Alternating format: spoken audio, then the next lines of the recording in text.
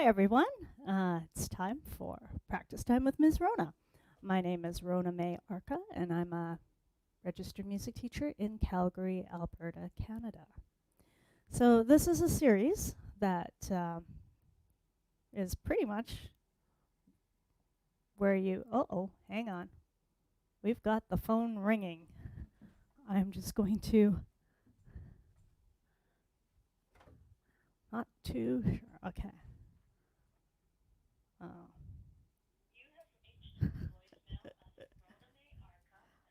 I'm gonna just move that out of the way because they're not likely to leave a message. There we go. Of course, that would have to happen at the beginning of a live stream. All right, so just someone has to remind me afterwards that I put the phone in the bench. Okay, so this is a series where you come and hang out with me in my practice room while I work through some of my pieces and technique, as well as some of my students as well. So I've been getting a few ideas from them as to what else to incorporate into future sessions. So stay tuned for that. I guess some of them were quite happy to hear that I focused a bit on sight reading in the last session, and today we're going to do a little bit of ear training. And there's a lot of components to ear training. So today I just want to deal with sight singing and just really developing the inner ear. So now sight singing is something that I hated, and it's something that I really didn't focus on when I was growing up. So it wasn't actually until university that it became a big deal, and it was big and scary. No other way to word it. But I mean, it's something that will help ear training immensely. So I'm just going to change the banner there. Okay, so I've called up this handout from a session. Now, I'll put a link in the video description. I'm just trying to find who is the person that did it. So Anne-Marie Katemopoulos. My apologies if I've mucked that up. I'm not so great on my Greek, unless it's Kyrie eleison. Obviously she did this for a presentation. So hopefully I check out her website there, and you might be able to find more tips and tricks, and check out her work as well. Okay, so I'm going to just scroll down to where I had it. Actually, I'm just going to go down a bit. So she's got the symbols. So one thing that wasn't stressed when I was growing up was solfege and learning solfege. And I mean, it was kind of introduced in elementary and then just abandoned. I think partly moving and changing school systems also had a factor to play in that. But I have definitely found, because I did one test as a teacher, where I actually sang the intervals in the exam and practiced them that way as well. And that was the best I've ever done. So yeah, she's even got the minor seconds down, but I mean, I was just going to start with the ones in the major scale. So like do, re, and she's got a guide song there of Are You Sleeping? So just getting used to, you know, if you're just beginning playing the note, and then also singing it. So do, re, and then slowly, gradually taking away the security blankets. Do, re, and then finally, do, re. So that's the way you can ease yourself into it. That was something that was, you know, we were just thrown into it. So I've been since then trying to figure out how to break it down into easier, more palatable chunks. So we've got, okay, so minor third. The other thing too is you can start with what belongs in your major triad. So we could do do mi, your major third. It's somewhere over here. Ah, there it is. So she even broke down the half steps, and she says it sounds like a doorbell. Yeah, it does. I'd say so. Yeah, definitely. Perfect fifth is also part of your major triad. So, okay, so let's go back. So breaking them down into steps. So you got do, mi, do, mi, do, mi. So yeah, do it in small, easy chunks. And then the same with, do, so. There you go. So, like I said, I'm going to pop the link down below to this handout that she has generously put available online. Oops, let's go back to here because I was actually going to work through this. So Zoltán Kodály, composer from Eastern Europe, he developed a set of 333 sight reading exercises. I'm surprised I did not recycle this because I hated it at university. But I mean, now as someone who sings in choirs and works as a collaborative musician and teaches, every now and again I do pull it out and practice. So I believe this is the first exercise in the 333. So what we had to do at university was we were given the first note and then just had to go for it. So do, do, re, do, do, re, mi, re, do, do, re, mi, fa, mi, re, do. No, this is not the first exercise, but it's a good warm-up. Do, re, mi, fa, sol, fa, mi, re, do. And then you can, the way that's written out, you would just, keep going until you're up the octave. So, I should also pop the link down below, I suppose, for Zoltán Kodály's sight singing. But honestly, you don't even need to go out and buy that. You just need to go, you can look at your own music and use that as a guide. You just have to figure out, one, if you are going to use movable do or static do. I believe in Europe they usually they tend to use like immovable do, so do is always C. Whereas in North America we tend to use movable do, so do is whatever the tonic note of the scale is that you're dealing with. So yeah, that is that. So I don't practice this all the time, like I said, but it does come in handy when say we're cantering at church. So we have, for instance, this entrance antiphon that we have to sing, the soloist that is, and we have a mode. So initially, let me just move over here. I'm just checking my settings here.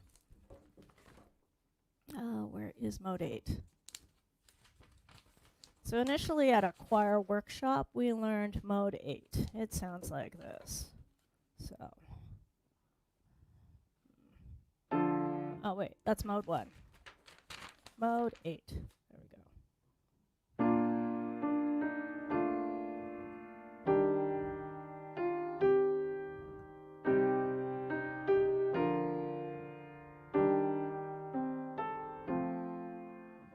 And the idea is you would just adjust that depending on how much text you have. So we would go, for instance, I haven't figured this out. Let's see. It is a 3-liner, so we're going to go bars 1, 2, and 4. So it'd be, let the hearts that seek the Lord let the hearts that seek the Lord, rejoice. Turn to the Lord and his strength. Oh, I guess I'm committing to. And then we got constantly seek his face. But I'm actually going to play around with this mode. So it's mode number 1. These came from St. Meinrad Arch Abbey. Yeah. If I can find the link, I'll pop that in. I might have to do some hunting. But this is what mode 1 sounds like.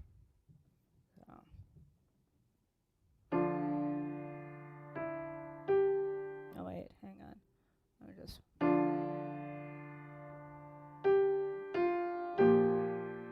Oh, hang on. There's absolutely no. Oh, there are flats. Some flats.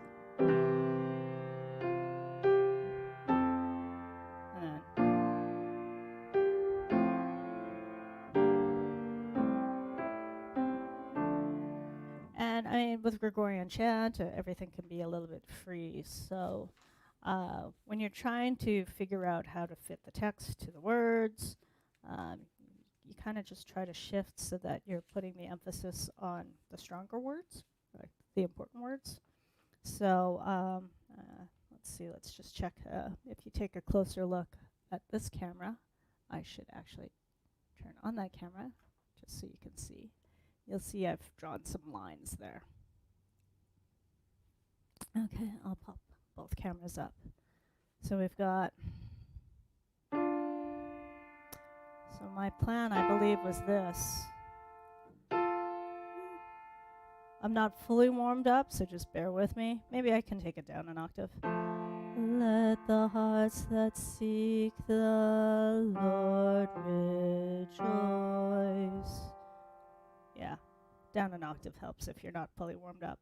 Turn to the Lord and his strength. And then I think we're bumping up to, nope. Constantly seek his face. Oh, that's like really, really low for me. Okay, but that gives you a bit of an idea. And these days, that's what I've been doing for sight reading, and well, more for ear training. So the other thing that I've been doing for ear training is, because I'm singing and playing more, I'm just gonna grab a song that we're doing on Sunday. So I'll take, like, for instance, let's do Your Will Be Done by City of Light. I'll pop the link below. But, like, for instance, I'll just play the chords, give myself the starting note, and then try to figure out what the notes are, and then just physically play the notes, only to double check. So, Your will be done, my God and Father. So that's what I'll do for ear training. While I have this open, I might as well check the one spot that I have been wobbly on, which is going into bar 17. So, as Jesus walked, so I shall walk. Yeah, because I'm very tempted to do that, which, I mean, it's not bad. It does, the G does belong in the chord, but if my brother, who will be doing piano, winds up playing the A, the anticipation note there, I mean, he most likely won't. But if he did, and I sang the G instead, that's going to sound hideous. So yeah, that is how I've been doing ear training these days. I mean, students can practice using apps. So I know that the 4-Star Book Series has a login, and you can do some of the exercises there. My students and I have been using the Perfect Ear app, which is available on Android and iOS. And that's been quite thorough, I would say. Um, if you have family or friends who also play an instrument, you can have them quiz you. But my big takeaway for anyone who's checking this out is sing the intervals, learn your solfege, because your ear will be so much stronger, especially if you start early. Okay, so carrying on here. Okay, so I've got my one-armed student who has injured her left arm. She's still working on this. So she's forging ahead and basically dealing with keyboard harmony, keyboard style. So she's just sorting out. I think I've only done the beginning. I'm going to go all the way down to the first ending. So I was playing around with putting the chord after on the offbeats.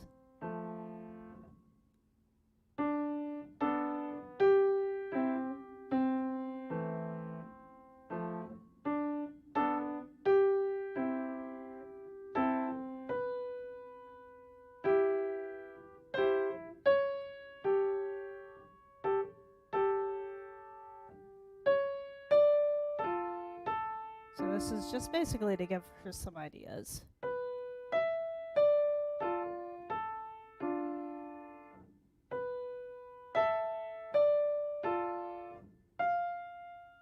This is we were kind of fiddling around with, because technically the chord is still D minor.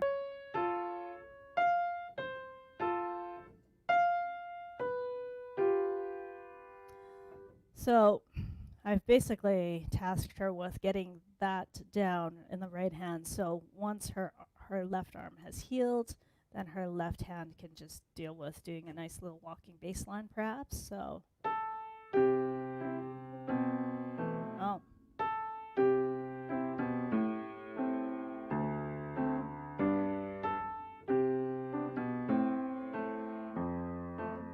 Something like that could work.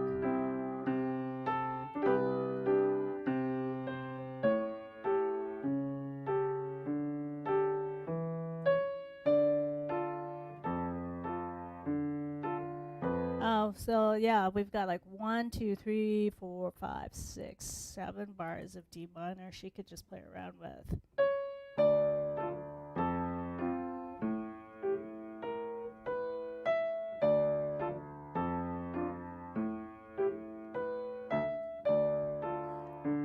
Or she could do octaves as well. She might decide to do broken chords.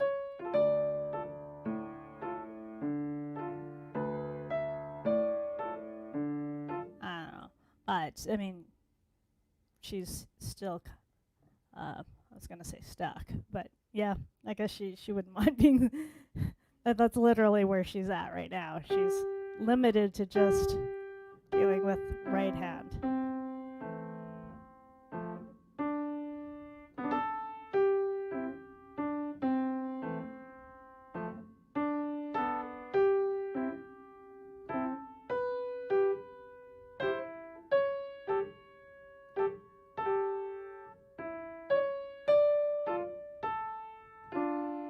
So hopefully that gives her a few ideas as she carries on with that. Next up, we've got, okay, I'm just going to put, I have to put the church music over here because I need to, well, actually I'll put it, not enough room on my bench. I have a good sized bench too, but.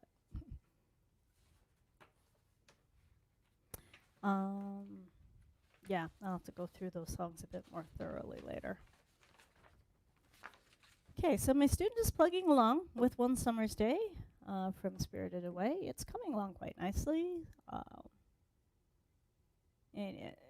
As with any song, really, it's a transition from one section to another when the pattern changes. That's a bit tricky. So I'll just run through some of these transitions. So I'll put the overhead back on.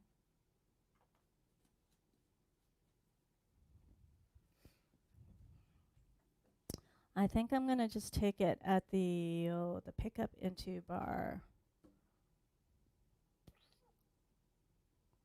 19, 20. Maybe I'll start at 21. I haven't quite decided. Maybe I'll just start at 18. Actually,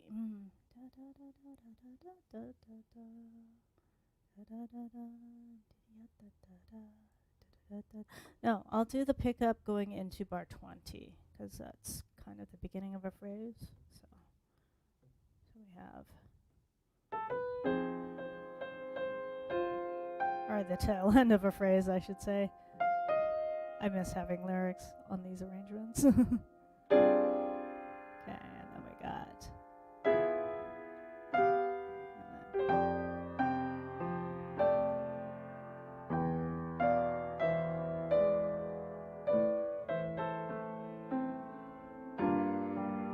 then I think we're deciding. So yeah, that's got a bit of a pause. So that would need to be drilled. I'm actually going to just start at this part in bar 23.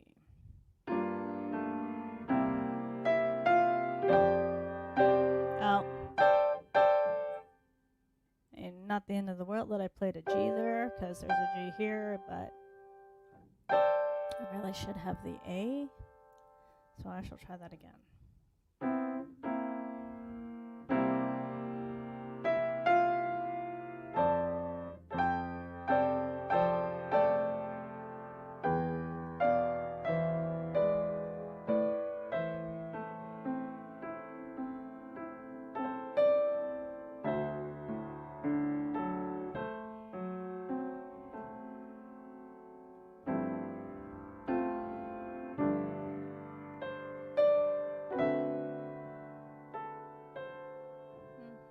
That's okay.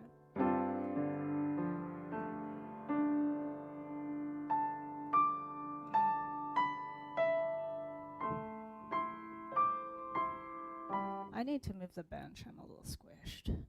So, let's see, chorus.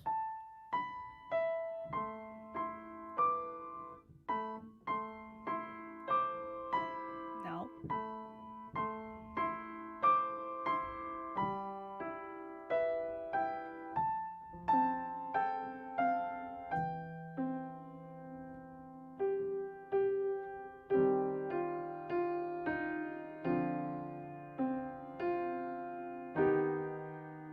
Sounds gruesome, but it's correct. And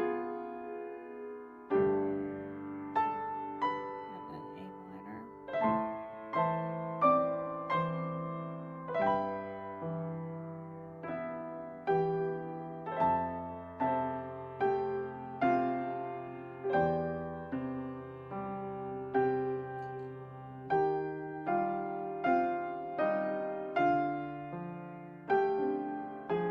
Change the order there, but not the end of the world. And then that triplet.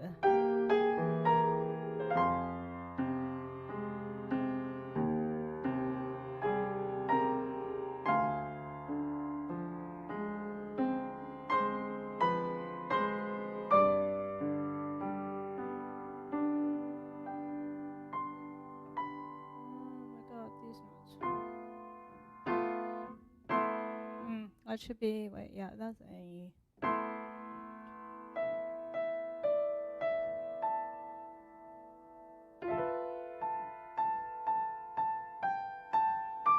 So, those of you who've done for Elise know this already, but if you have a lot of repeating notes, change the fingers. It helps keep it even longer, spreads the work amongst all the different fingers.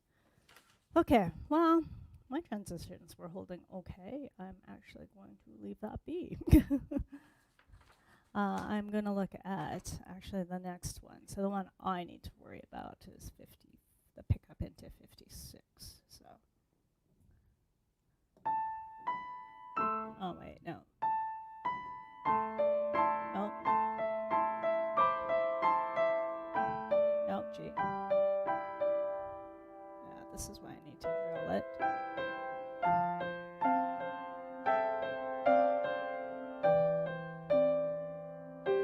Okay, so that does still need drilling.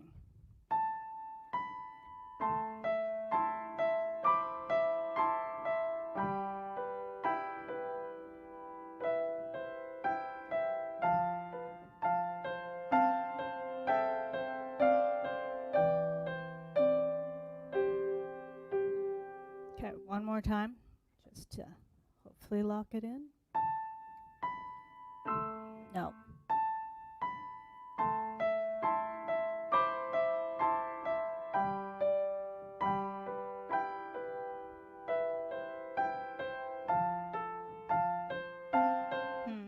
I'm going to go even slower then, because the last round should be successful.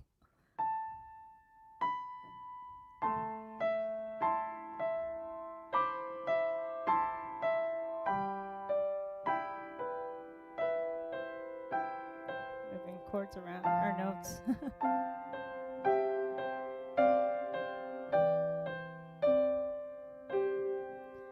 I'll take it. I mean, I did rearrange some of the chord notes, but it is really not the end of the world. And hey, it's Friday, so I'll take that partial success.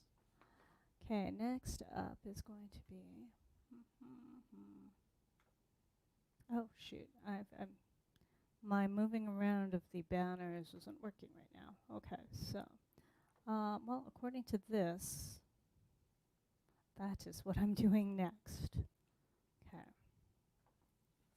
So I was telling my grade 10 student at her lesson that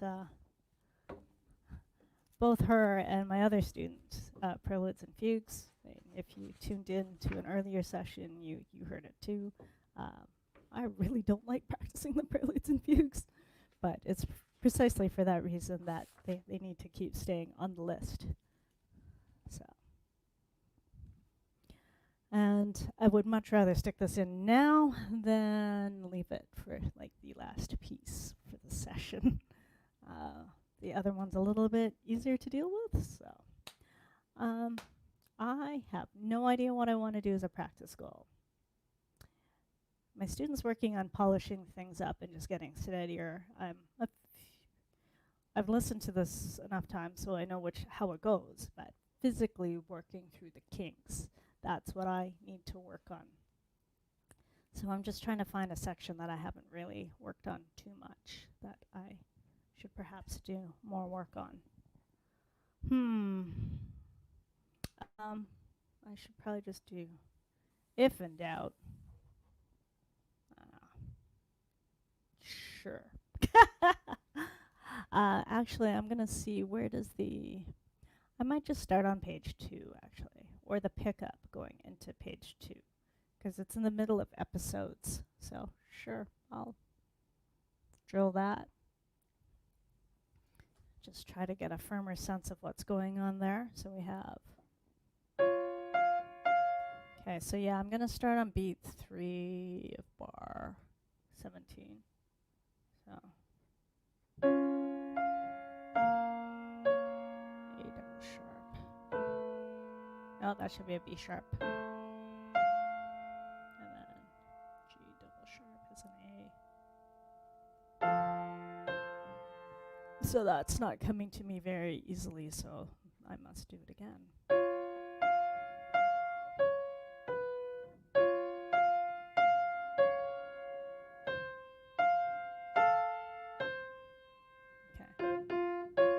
Try it again.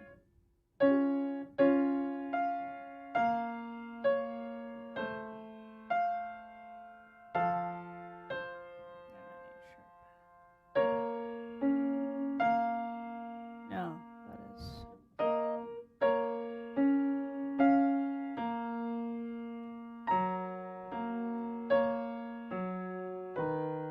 Okay, so what I'm going to do is I'm actually just going to isolate each of the voices. So here's the soprano. So I want to hear what's going on and where that subject is.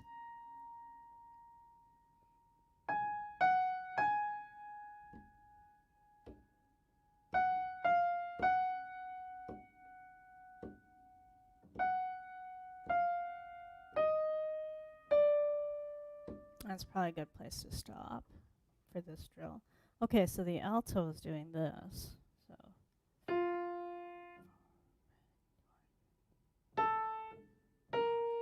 and 2 and 3 and 4 1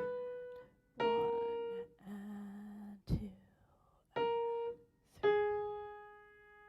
So it's just basically support, I'd say. And then the tenor, I guess, or baritone.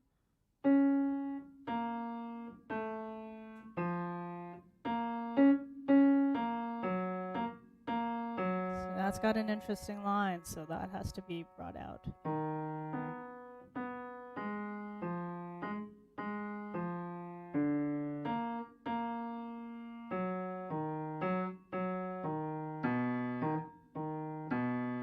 I have to decide on fingering and commit. Apparently. Okay, so piecing it together, now I have a rough idea of who should be, who's important, who's more important.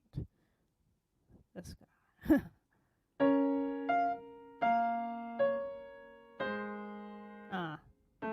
Missing that.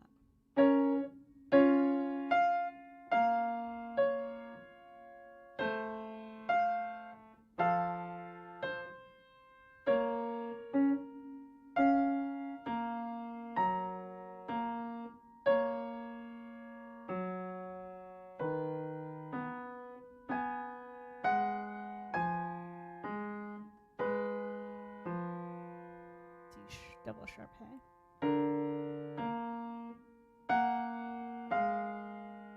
No.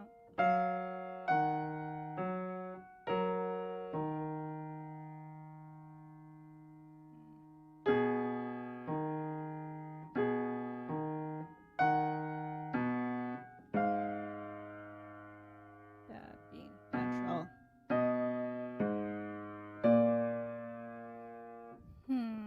So yeah, definitely the soprano is the star, especially this part.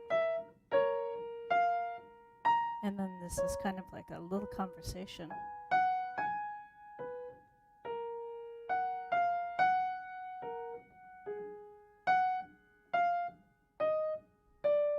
And then every now and again, like here, this is kind of interesting, so maybe I want to bring that out.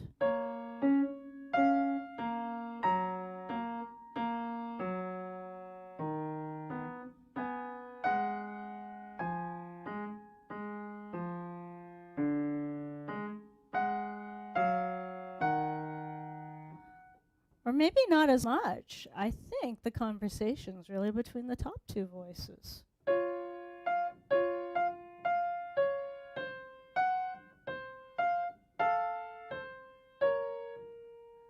And then here, and then say what I said this. Oh, wow. And that. Oh, wow. Yeah, that sounds like where the conversation's happening. Okay. But then you look at bar 20. So bar 20 looks like it's got an interesting line.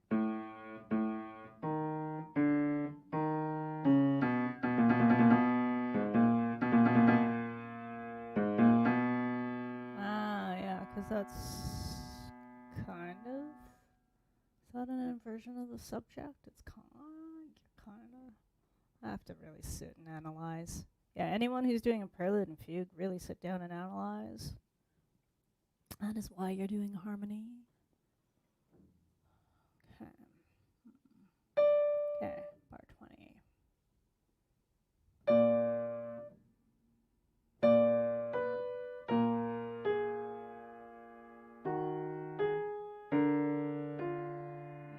Yeah, I think left hand's got it takes over here, hey? And then we got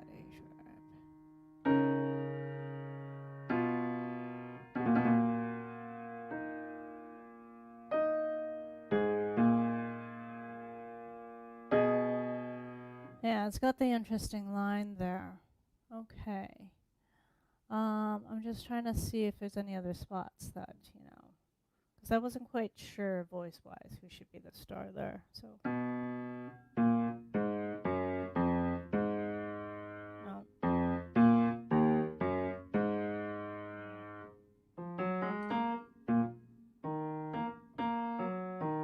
Mm-mm. So I think by the time we get to bar 23, it's still a conversation between these two. And then say what? And then I think left hand will come in and join the conversation there. So, yeah.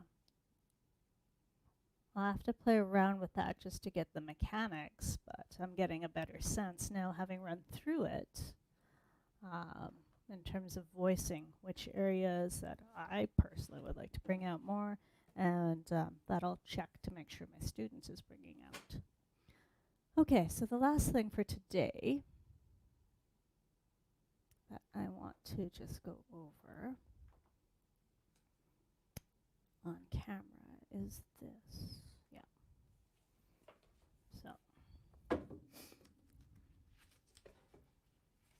So yeah, I've got a student working on Mozart. So yeah, so German, Austrian, for those who aren't familiar, the Z, think of it when you pronounce it as being a TZ, so Mozart. All right, so she's plugging away at this. I think I'm just going to deal with, where's the exposition? Where does the exposition end? Okay, I'll just run through the exposition.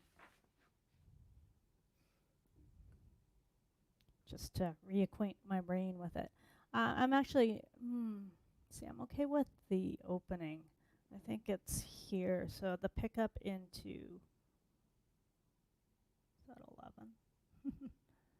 8, 9, 10, 11, 12, 13, 14. That is a very crappy looking 14. Okay. But I'll go 8, 9, 10, 11, 12. Pick up into bar 13, because that changes.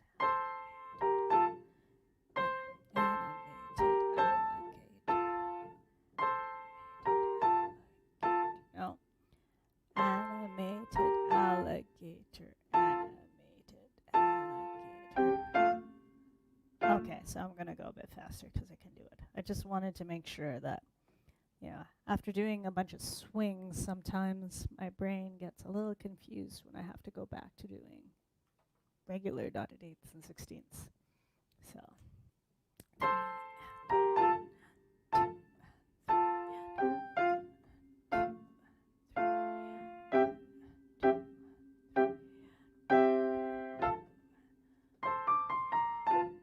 So I missed something there.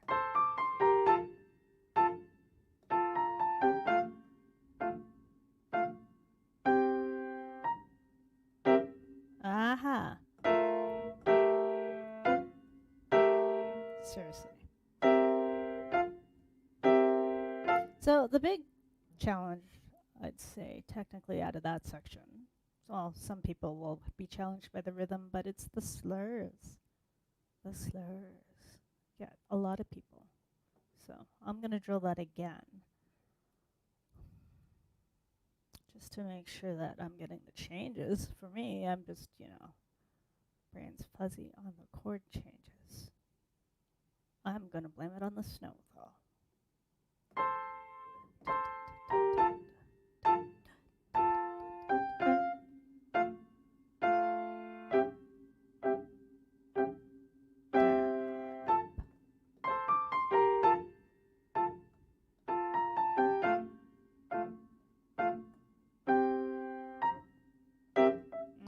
See, I want to make that staccato. Okay, and then we got C7, don't we? Down an octave, another C7. And then then shifting to D minor.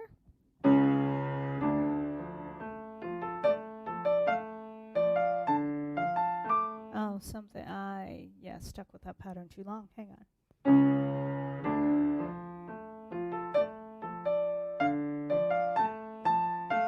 There we go. And then diminished seventh of sorts. Why?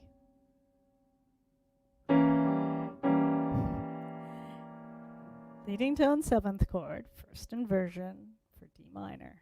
Brain is not processing. Okay, try that again.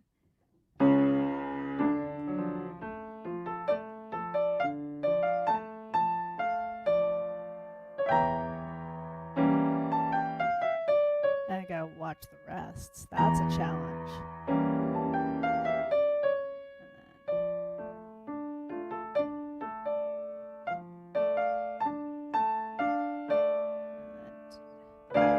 So this is the diminished seventh chord for C minor.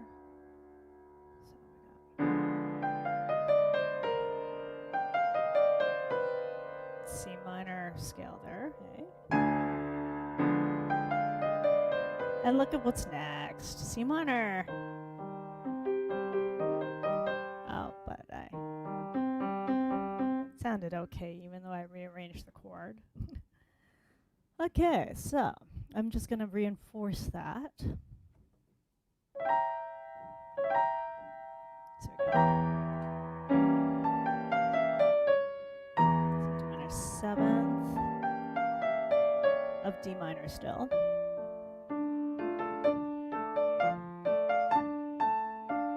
And then diminished seventh of C minor scale. So see, it's good to really analyze this. And C minor first inversion.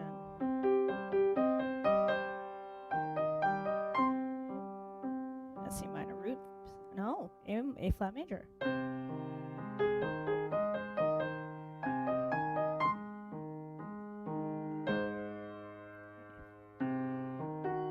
Oh, yeah, what chord is that?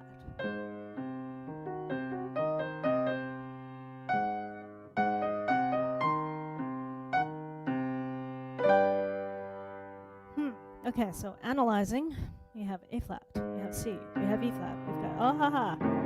It is your diminished seventh chord for G minor. Hey, what's next on bar 36? G major,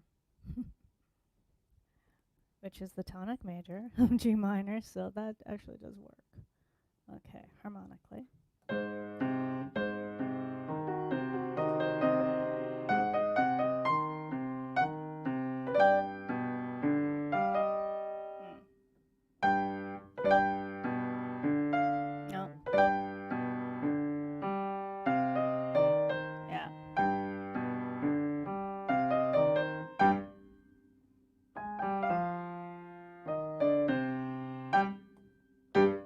Shifting, completely different mood. Oh, so we've got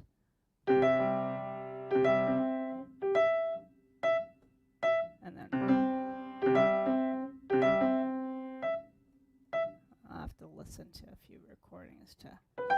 So yeah, because that should be animated alligator went to town, and this is going to be animated alligator went to town.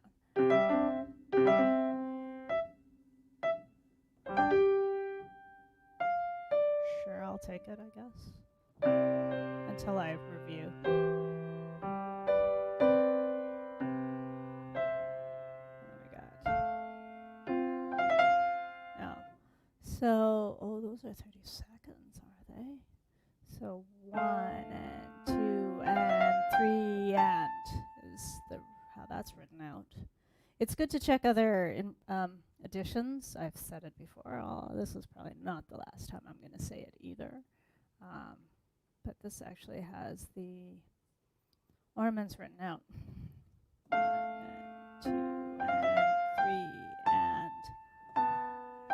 2 and 3 and so there's no ambiguity.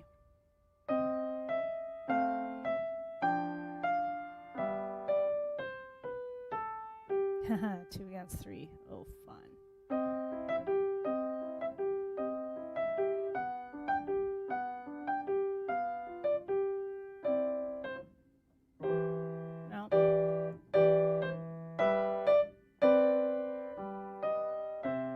Okay, so I think my challenge is just keeping the pace steady. So let's go back. I'm going to go to 43. So 1 and 2 and 3 and 1 and 2 and 3 and 1 and 2 and 3 and 1 and 2 3 and 1 and 3 and 1 and 2 and 3 and 1 and 1 and 1 and 2 1 and 2 yeah 1 and 2 and 1 and 2 and 3.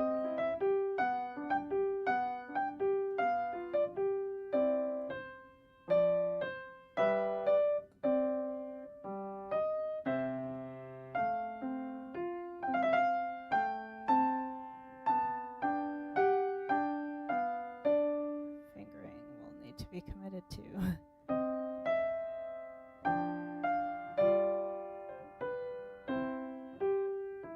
Oh, I like this part. So, I want to go back one more time because I want to reinforce that triplet change.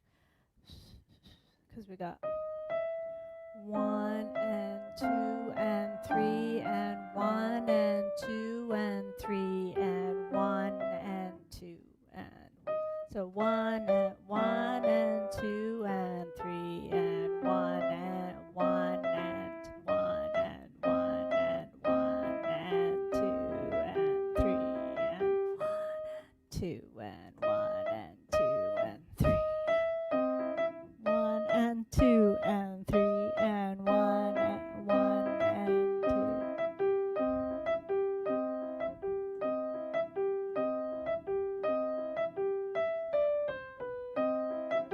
Yeah, that's getting closer.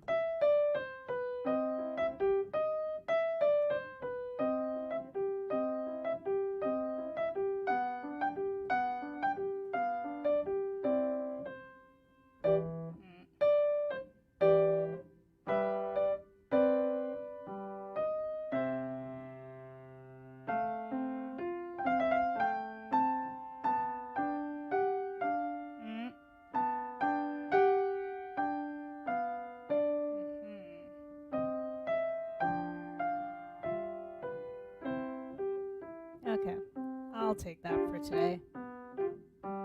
Move on.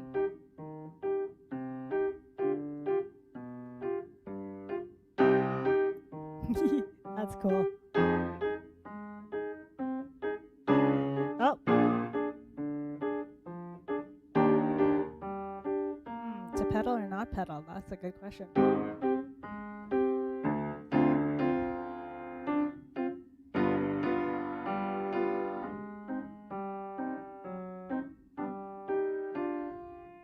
Fingering is going to be interesting.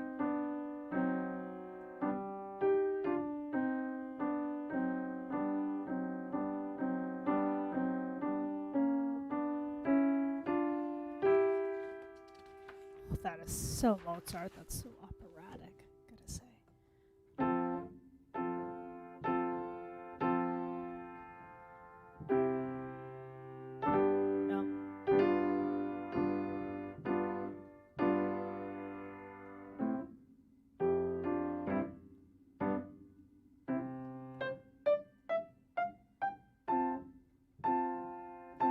Nice loose wrists.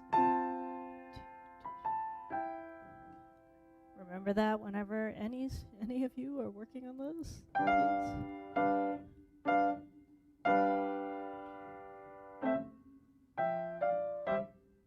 Oh, this is cool. I like this part.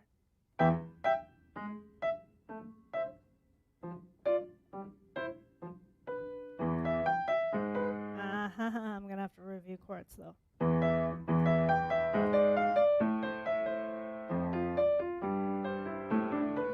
That is so wrong. Dominant of C. Yeah. Oh, so they're saying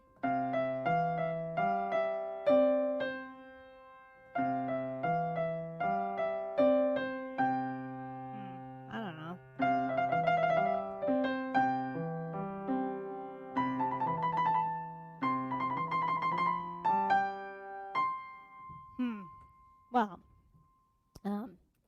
stage 1 of learning, I would say. Do what's written there.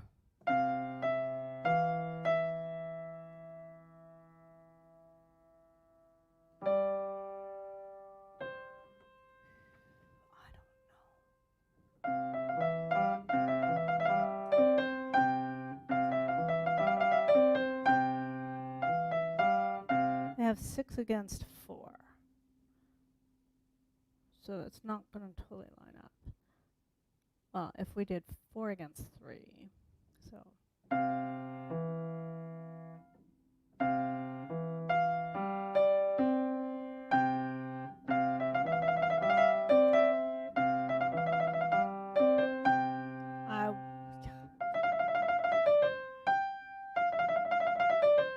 Okay, so ornaments are a good thing to check other arrangements of.